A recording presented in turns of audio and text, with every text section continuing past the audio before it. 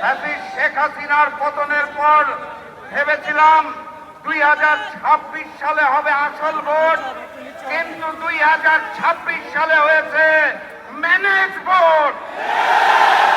London থেকে ওই মুফতি সাহেব এসে জনগণের সমর্থন আদায় করতে না পেরে প্রশাসনকে ম্যানেজ করে, ডিপ স্টেটকে ম্যানেজ করে, কমিশনকে ম্যানেজ করে, সরকারকে ম্যানেজ করে ম্যানেজ ভোট আয়োজন করেছে।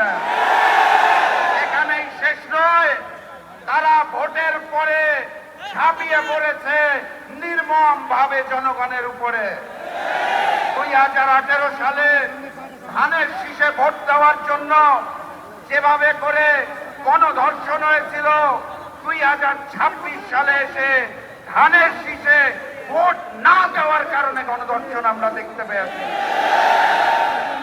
মজলুম যখন জালিম হয়ে যায় তখন আল্লাহর আরশ কেঁপে ওঠে। আমি লন্ডনের মুফতি আর নতুন জালেমকে বলতে চাই, মজলুমরা হাসতে জানে না, মজলুমরা কাঁদতে জানে না, মজলুমরা থামতে জানে না। আমরাও থামবো না ইনশাআল্লাহ। বিজয়ের পথে যাত্রা শুরু।